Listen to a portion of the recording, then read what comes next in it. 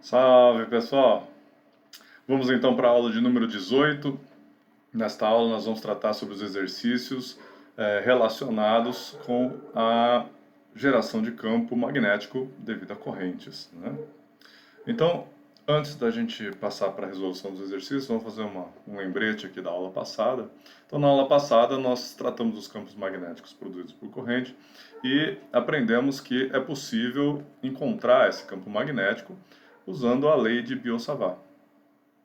Essa lei ela diz que um elemento de campo aqui, gerado por um elemento de corrente, IDS, vai ser μ0 sobre 4π, μ0 a permeabilidade magnética do vácuo, né? E vezes a corrente, que multiplica aqui o produto vetorial dsR, tá? Onde R é um versor que identifica a posição onde nós queremos saber o campo, dividido pelo R ao quadrado, que é a distância até esse ponto de observação, né? Nós fizemos também, usando aqui a lei de Biot-Savart, nós resolvemos, por caso de fios longos, ou seja, fios infinitos e retilíneos, né? Nós encontramos que o campo magnético ele é μ0 sobre 2π vezes a corrente dividido pela distância do ponto de observação, R aqui, tá? Então veja que o campo é proporcional à corrente e inversamente proporcional à distância de observação. Nós também encontramos a força entre duas correntes paralelas, né?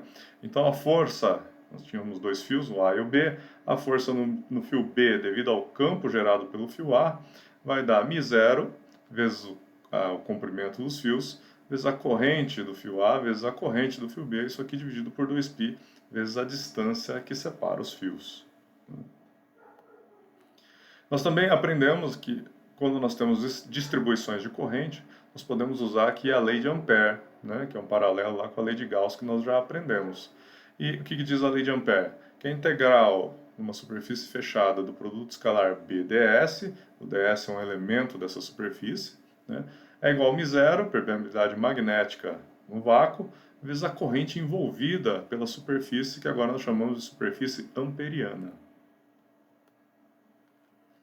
E nós também observamos como é que se comportam os campos magnéticos gerados em solenoides e em toroides, né? Nós vimos o solenoide é um fio enrolado de forma helicoidal, né? E o toroide numa forma cilíndrica. E nos toroides, então, nós encontramos que o campo magnético é μ0I vezes N, que é o número de espiras, né, do toroide, dividido por 2π vezes 1 sobre R, né, onde R aqui é o raio da superfície amperiana. E para o caso do solenoide, nós tivemos o resultado que dá o campo magnético no solenoide é μ0 vezes a corrente vezes a densidade de espiras por unidade de comprimento, esse Nzinho aqui, solenoide ideal, esse é o campo magnético. E por fim, nós fizemos uma relação entre as bobinas planas, o campo magnético devido a bobinas planas, e o de polos magnéticos que nós vimos nas outras aulas. Então, para uma bobina plana, né, passando uma corrente, ela gera um campo magnético ao longo do seu eixo Z, e esse eixo Z é perpendicular ao plano da bobina, né? Então, o campo B no eixo Z vai ser μ0 sobre 2π, o momento dipolar magnético da bobina, μ, dividido por duas vezes a distância Z ao cubo, que é a distância da bobina até o ponto Z de observação. Fica na perpendicular da bobina, com relação ao centro, tá? Muito bem. Feito esse lembrete, então nessa aula agora nós vamos solucionar alguns exercícios e no fim lá eu vou deixar uma atividade de avaliação para a aula da aula número 18. Vai ficar na descrição do vídeo e também lá no meu site para vocês fazerem. Então vamos lá. O primeiro exercício que nós vamos resolver é uma parte dele nós já resolvemos, né? Essa parte do arco aqui, ó, o campo magnético no centro de um arco de circunferência que é percorrido por uma corrente, tá? Então essa parte que nós já fizemos, adicionamos aqui agora complexidade, mais duas partes, esse fio que vem para cá e esse fio que vem para cá, tá? Então o raio deste arco nos é dado, é R, e o tamanho angular dele é π sobre 2, tá?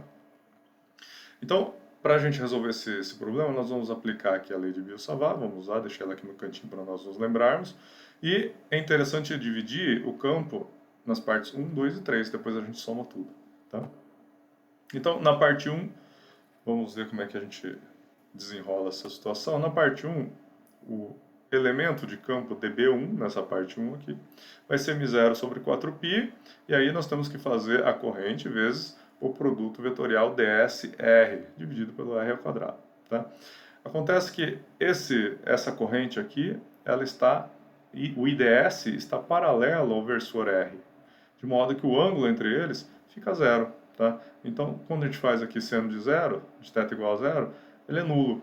E o campo, devido a esta contribuição 1 aqui, ele é nulo. Tá? Você já deve imaginar que o mesmo vai acontecer para a contribuição 2. Entretanto, tem um detalhe aqui, ó, o ângulo agora entre ds e r, né, IDS e R, é 180 graus, mas o resultado é o mesmo, vai dar zero. Tá? Então essas duas contribuições, elas são nulas, elas não contribuem para o campo no ponto C. Tá? Muito bem, então nos resta agora calcular o campo devido à parte 3 aqui. Nós já calculamos, vou fazer um lembrete aqui. Mesma aplicação da lei de Biot-Savart, dB3 então agora, μ0 sobre 4π, IDS, só que agora o seno, o θ é igual a 90. O elemento IDS está sempre perpendicular ao versor R nessa situação de simetria circular. Né? Então, nós podemos encontrar aqui que o dB3 é μ0 sobre 4π e IDS sobre R ao quadrado, onde o R aqui ó, já é, eu substituí aqui, já é a distância de observação ao ponto C, que também é o raio daquele semicírculo ali. Né? Então, para encontrar o campo agora, total, nós precisamos integrar, né, as duas componentes 1 e 2, elas são nulas, então precisamos integrar dB3. Isso aqui vai ficar uma integral de 0 a π sobre 2, que é o tamanho da circunferência aqui, angular, né? μ0 sobre 4π e agora notem aqui que eu substituí ds pelo elemento r de φ, né? Para poder integrar neste caminho aqui, tá? Colocando a coordenada adequada. Dividido por r ao quadrado, então nós ficamos com μ0i, 4π sobre r, integral de 0 a π sobre 2 de dφ. Isso aqui vai nos dar um campo B igual a μ0i sobre 8r, tá? De acordo com o que nós já tínhamos encontrado anteriormente, tá certo? E o sentido, né, do campo é para dentro da tela. Então lembra como é que a gente faz o sentido? Coloco, regra da mão direita, coloco o dedão, né, na direção da corrente e fecho a minha mão, a palma da minha mão, no sentido, o sentido que eu fecho a palma da minha mão dá a direção do campo. Se vocês fizerem isso aqui nesta situação, vocês vão ver que o campo entra na tela. Tá? Muito bem. Próximo exercício que nós vamos resolver, também vamos utilizar a lei de Biot-Savart, mas a situação é outra agora. Nós temos um campo magnético nas proximidades de dois fios longos, retilíneos e percorridos por corrente. Então a situação é essa aqui, nós temos o fio 1 e o fio 2, percorridos com a corrente 1, está aqui o valor, 15 amperes, e a corrente 2, está aqui o valor, 32 amperes. E eles estão separados por uma distância D, igual a 5,3 centímetros. Lembrar, gente, na hora de fazer a resolução dos exercícios, colocar números, que tem que ficar todo mundo no mesmo sistema de unidades, né? Sistema internacional, que é o que nós estamos usando. Tá? Então, nós queremos saber o campo no ponto P. Esse campo vai ser a soma vetorial dos campos devidos às correntes 1 e 2. Tá? Notem aqui ó, que a corrente 1 tem um pontinho ali, que significa que ela está saindo da tela, e a corrente 2 ela está entrando na tela, tem um X ali. Tá? Muito bem, aqui dá para ver melhor o pontinho e o X. Tá? De forma que nós vamos ter as componentes de campo B1 e B2, vetorial, e nós queremos saber, no ponto P vai ser a soma desses dois vetores aqui. Tá? Notem, né, que o fio 2 está aqui e o B2 está apontando para cá, e o B1 está apontando para lá. Façam aí, na casa de vocês, a regra da mão direita, para se convencerem, né, de que esses campos estão apontando nas direções corretas. Tá? Muito bem. Nós, na aula passada, nós já resolvemos o problema do fio retilíneo longo, né? Ou seja, infinito. E o resultado que nós obtivemos foi que o campo, devido a um fio, então é μ0i sobre 2πr, tá? Onde r é o ponto, a distância do ponto de observação. Então, se nós aplicarmos essa expressão que nós encontramos anteriormente, para o caso do fio 1, nós vamos ter que o campo 1 é μ0 sobre 2πr vezes I1. Tá? O R é o mesmo para os dois casos, a mesma coisa para B2, o que muda é a corrente 2. Tá? E agora nós vamos fazer o seguinte, porque o valor de R não nos foi dado, então nós vamos colocar R em função de dados que foram dados no problema.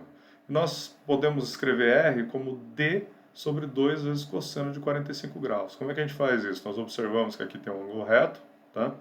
E aí nós podemos começa escrevendo o cosseno de 45, quanto equivale? Vocês vão ver que ele vai valer cateto adjacente sobre a hipotenusa, né? Cateto adjacente vai ser D sobre 2 e a hipotenusa R. Vocês vão conseguir escrever essa expressão aqui. E vocês devem observar também, façam a conta aí na calculadora, 2 vezes cosseno de 45 graus dá raiz sobre 2, tá? Então, para ficar mais simples da gente trabalhar, nós já deixamos aqui que o R vale D sobre raiz de 2. E aí, se nós substituirmos lá, então, o R nessas expressões, nós vamos ficar com B1 igual a raiz de 2 μ0 sobre 2π vezes D vezes a corrente 1. A mesma coisa para o caso 2, o diferente aqui que muda é a corrente 2. Tá? E agora nós podemos, então, sabendo os valores dessas duas componentes de campo, nós podemos calcular o módulo do campo no ponto P. Tá? Então, aí é o módulo de vetor. BP ao quadrado igual B1 ao quadrado mais B2 ao quadrado. Aí, para encontrar BP, eu tiro a raiz do lado de cá. Né? A raiz dos dois lados fica com a raiz aqui do lado de cá. Então, fazendo essa conta aqui, substituindo os valores de B1 e de B2, eu vou ficar que o campo, módulo do campo no ponto P, vai ser raiz de 2 vezes μ0 dividido por 2π vezes D, que é a distância entre os fios, vezes a raiz quadrada de I1 ao quadrado mais I2 ao quadrado. Todas essas variáveis nós sabemos os valores, basta substituí-los, vocês vão encontrar, lembrando aqui de colocar no sistema internacional, vocês vão encontrar 190 microtesla, aproximadamente. Micro 10 vezes 10 a menos 6, tá, gente? Muito bem.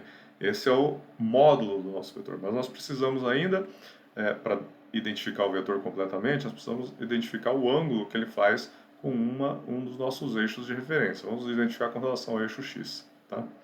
Então, nós já sabemos que o ângulo que o campo 2 faz com o eixo x é 45. Né? Isso é dado do problema, dessa configuração geométrica que nós temos. Nós precisamos saber agora qual é o ângulo entre B2 e B. Se nós soubermos esse ângulo, nós sabemos o ângulo total entre B e o eixo x. Tá? E o ângulo de B2 até B pode ser encontrado pela tangente de B1 sobre B2. Tá? Se vocês olharem aqui, nós temos um triângulo retângulo, a hipotenusa é o cateto oposto pelo adjacente. O cateto oposto é o B1, o próprio vetor B1 aqui, ó, transferido lá. Tá? Então, nós ficamos com B1 sobre B2. Isso dá, se vocês substituírem B1 e B2, vocês vão ficar com o arco tangente, né? Tangente menos 1 aqui está representando o arco tangente, tá, gente? De I1 sobre 2. Fazendo essa conta, nós vamos encontrar 25 graus, tá? Nós já sabemos, então, que o ângulo entre B2 e x é 45.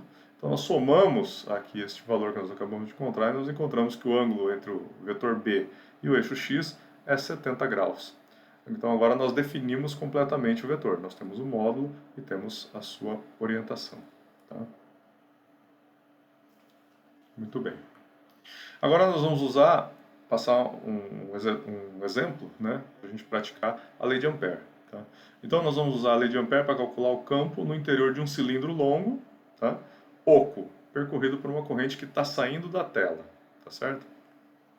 E nós queremos saber qual é o campo no ponto R aqui. Então, o problema nos foi dado, um cilindro oco, então um fio oco, cilíndrico, tá? Ele tem uma região, aqui a região oca tem um raio A, que foi dado aqui 2 centímetros. O fio tem um diâmetro total B, foi dado aqui 4 centímetros. E atravessa ele uma densidade de corrente. Agora, olha, notem aqui, a densidade de corrente, ela não é linear, ela não é uniforme, ela vai com uma função quadrática com o raio, tá? O raio a partir do zero ali, ó, do centro do cilindro, tá certo? E então ela é dada para uma constante C vezes o R ao quadrado, e essa constante é dada aqui, 3.0 vezes 10 a 6 ampere por metro a quarta. E o raio Rzinho, que identifica a posição onde nós queremos saber o campo, 3 centímetros. Mais uma vez, gente, não esquecer aqui, ó, tem que colocar tudo no sistema internacional para resolver o problema. Tá? Muito bem, então nós vamos usar a lei de Ampère, que nos diz que a integral no caminho fechado de B produto escalar com ds, ds é um elemento da superfície fechada, tá? Vai ser μ0 vezes a corrente envolvida por essa superfície. E o nosso trabalho aqui, a sacada do exercício, é encontrar a corrente envolvida. Como ela não é uma função linear, nós não podemos fazer como nós fizemos no exercício da aula anterior, que nós fizemos uma razão entre as áreas. Tá? Nós não podemos fazer isso, nós temos que fazer uma integral para encontrar qual é a corrente envolvida, porque ela tem uma função aqui. Ó. Ela não é uniforme. Tá? Então nós fazemos o que? Colocamos lá uma superfície amperiana, tá? E escolhemos o sentido de integração. Aqui nós escolhemos integrar no sentido horário. Tá? Muito bem. Vamos então determinar a corrente envolvida. Então como é que nós fazemos? Nós temos que fazer uma integral da densidade de corrente na área que ela está ocupando. Tá? Então para isso nós fazemos um elemento de área, tá? dA, tá? E vamos integrar de 0, que seria o nosso A aqui, até R, que é a nossa posição de interesse. Então nós vamos integrar, esses elementos de área são anéis concêntricos aqui, nós vamos integrar um por um, tá? Vamos somar todos. Tá? Então como é que fica a corrente envolvida pela superfície amperiana? Vai ser a integral de J dA, em todos os elementos de área.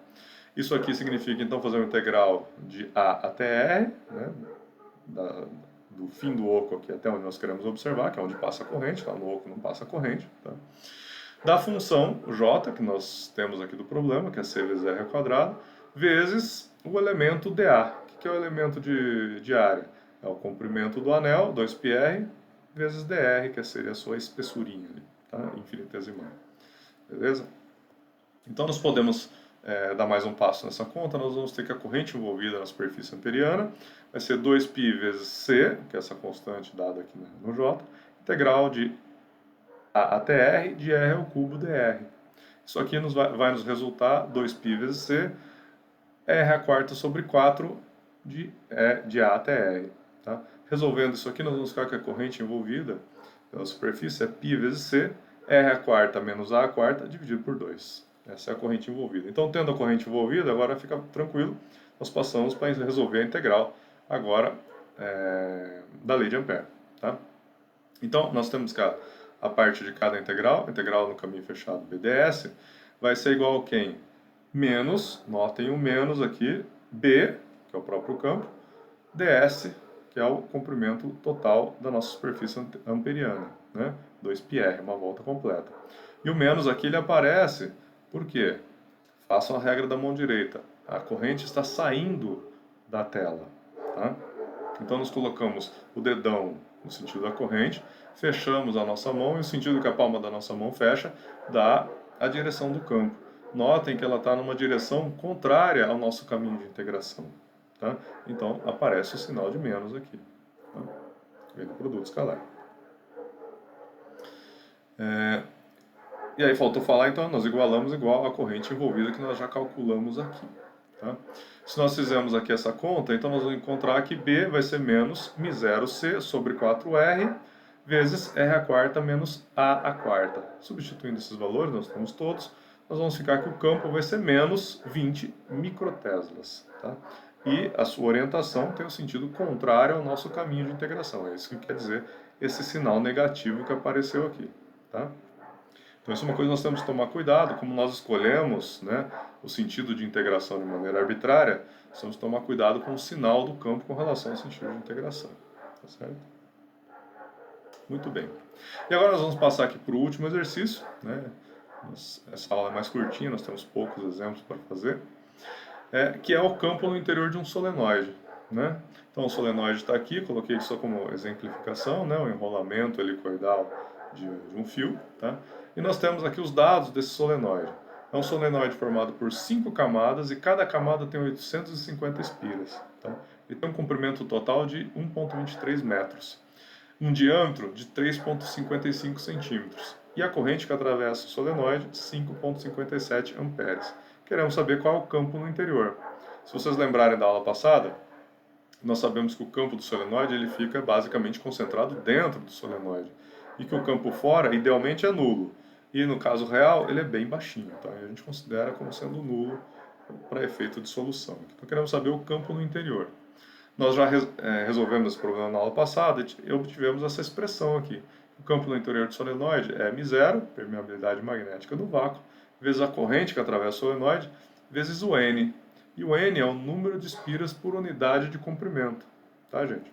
Então, nosso trabalho, nós temos μ0, temos I, nosso trabalho é encontrar N. E aí nós podemos encontrar N como sendo o quê? São 5 camadas de espiras. Cada uma tem 850 espiras. Então temos que multiplicar 5 vezes 850, 5 camadas vezes 850 espiras, e dividir pelo comprimento total da bobina, porque é a definição do N, o número de espiras por unidade de comprimento. E note aqui, ó, que o valor do diâmetro interno nós vamos usar. Ele não depende, né? O campo não depende do diâmetro interno. Basta vocês checarem aqui a expressão que nós obtivemos, é independente do diâmetro. Tá? E o campo lá dentro, se a bobina for suficientemente longa, ele é uniforme, tá, gente? Substituindo os valores, nós vamos encontrar aqui que o campo nessa bobina do exercício é 24,2 militeslas. Tá? Não esquecer de colocar. Bom, aqui não vai precisar, né, gente, porque eu não uso. Eu ia falar de colocar todo mundo no sistema internacional, mas nós não vamos usar o diâmetro, que está em centímetros aqui. Tá certo? Então, esses foram os exercícios dessa aula. Eu vou deixar, então, um exercício de avaliação para vocês resolverem. E na próxima aula, nós vamos tratar da temática de indução e indutância. Tá certo? Até a próxima aula, então, gente. Um abraço!